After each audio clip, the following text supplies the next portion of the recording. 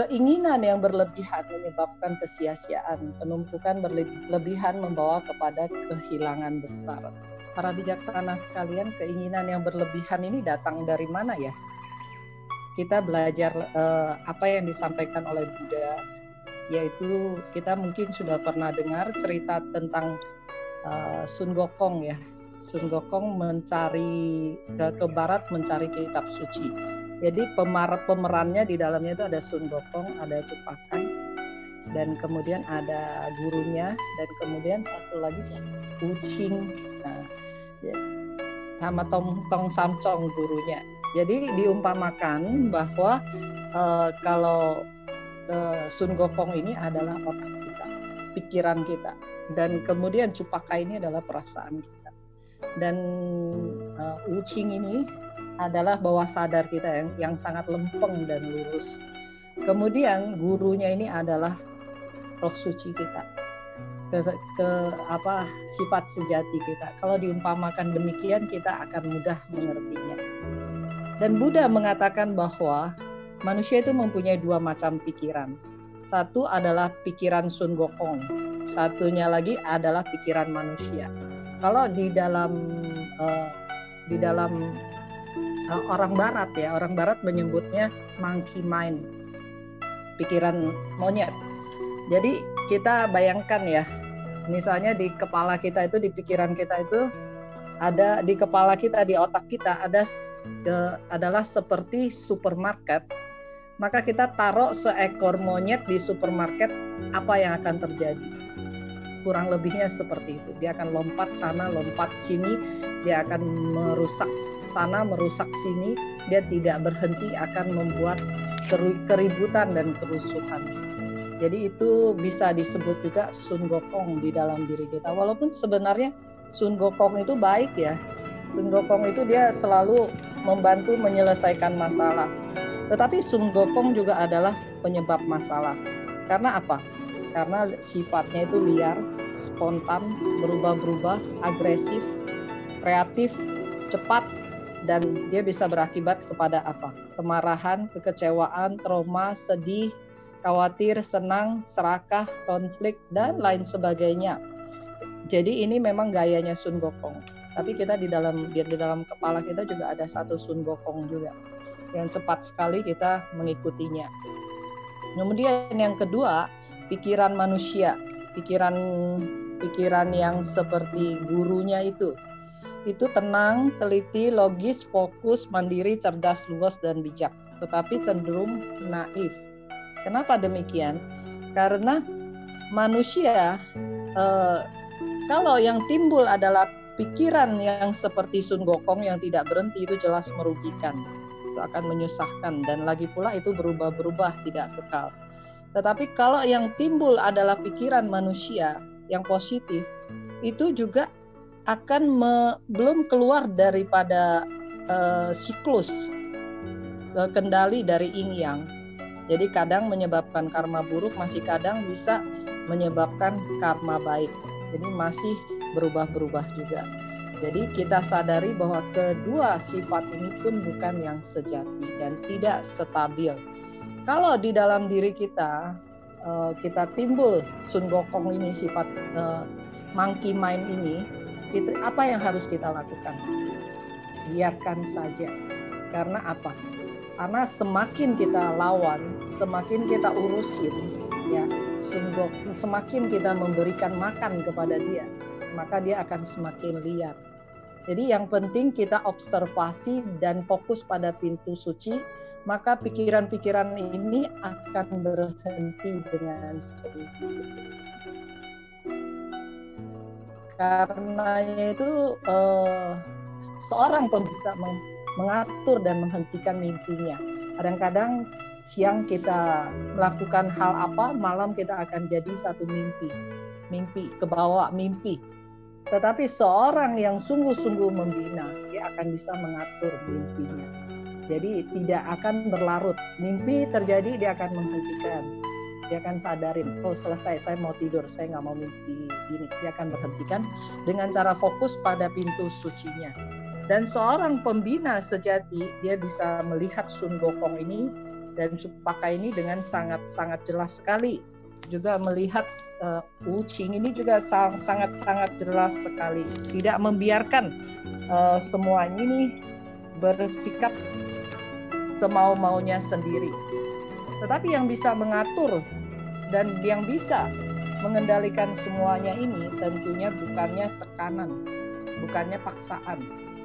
Yang bisa kendalikan semua ini hanyalah gurunya itu loh, si Ong Samsung. Jadi kalau kita ya tentunya follow miao tzu-hui kita, kearifan sejati kita.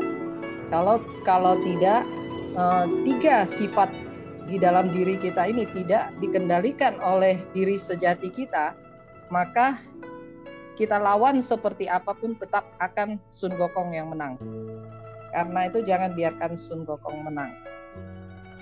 Berikutnya lagi adalah disampaikan bahwa manusia pada umumnya itu sedikit yang diperlukan tetapi banyak yang diinginkan. Sehingga manusia cenderung mengumpulkan dan merasa aman dengan seluruh apa yang dia kumpulkan. Tetapi ini adalah hasil kerja dari mana?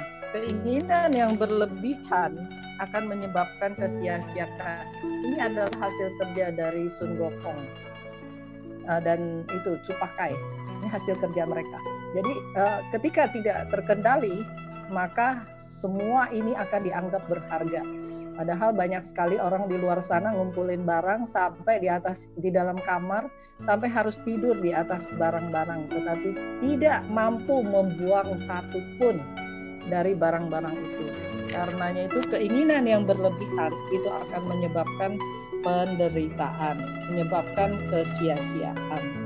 Kalau bagi kita, keinginan yang berlebihan itu akan menyebabkan tumimba lahir yang tidak ada habis-habisnya, menyebabkan kehampaan dan kehilangan arah. Penumpukan yang berlebihan akan membawa kepada kehilangan besar. Penumpukan yang berlebihan akan membawa kepada kehilangan besar. Jadi kalau keinginan itu tidak terkendali, maka karena dia tidak kekal, karena akhirnya akan berakhir dengan kekosongan, maka akan dirasakan kehilangan yang besar sekali. Rasanya kok makin dikejar makin kosong. Contohnya saja, kita ingin keluar negeri, ingin keliling dunia. Walaupun langit sudah memberikan kita seluruh dunia, seperti tadi Tony Hsieh, tetapi tetap adalah merupakan kehilangan besar. Karena apa? Karena si Sun Gokong itu tidak akan membiarkan kita tenang. Semakin banyak yang kita miliki, semakin banyak dia maunya. Jadi kita hanya akan berputar-putar dalam feeling kita, dalam perasaan, dalam mood kita, yaitu suka, benci, sedih, gembira. Hanya akan berputar-putar di sana. Tidak akan bisa keluar dari itu. Memahami puas hati bisa tentram. Bila memahami puas hati, kita bersyukur apa adanya, maka bisa tentram. Tidak banyak keinginan, maka bisa tentram. Bisa juga diartikan bahwa apabila kita kembali kepada hati alami kita, sesungguhnya kita akan setiap hari bisa merasakan makin siu tau itu kita makin bersyukur. Makin siu tau itu kita makin tentram. Jadi kita bisa menaklukkan Sun Gokong kita, Cupakai kita. Jadi ketika kita bisa memahami tempat berhenti, tidak sembarang Qi Xing Tong Min, barulah kita bisa menghindar dari bahaya. Misalnya orang marah kita tidak balas dengan kemarahan yang lebih besar lagi. Kalau kita balas, tentunya orang lain akan balas balik. Lama-lama marah sampai terakhirnya dua-duanya dalam penderitaan yang besar. Sebenarnya manusia itu tidak perlu cari susah seperti itu kalau tidak Qi Xing Tong Min. Karena apa? Itu namanya kita tahu untuk menghindari bahaya. Karena tahu untuk menghindari bahaya, kita tahu untuk berhenti di mana, tidak meneruskan lagi. Kalau kita meneruskannya lagi, ketika kita tersakiti yang sampai sangat-sangat kita tidak suka, kita malah akan merasa sangat menderita. Menjadi perasaan yang tidak bisa dinetral. Karenanya itu hanya menimbulkan penderitaan sendiri. Dengan begitu, kalau kita bisa tahu tempat berhenti, kita dimarahi, kita bisa fokus pada yang baik, itu justru membantu kita mengeluarkan kapasitas sejati kita. Kalau bisa mengeluarkan kapasitas sejati kita, maka kita bisa kembali kepada yang maha. Hidup di dunia tidak akan sia-sia. Bisa mencapai kemudahan itu adalah pasti. Konfusius beliau mengajarkan 5 kaidah untuk tahu tempat berhenti. Satu adalah mengatur pernapasan. Ini sudah kita pernah ajari. Dan wanita ketika galau perlu latihan ini untuk menenteramkan kembali Jingqi. Pria juga sama, pria beruntung bila rajin melatih ini maka bisa mencapai vitalitas yang maksimal. Yang kedua, menyelesaikan hati yang mendua. Jadi jangan sampai hati itu ada tuitaising atau hati yang hayal, hati yang penuh lika-liku.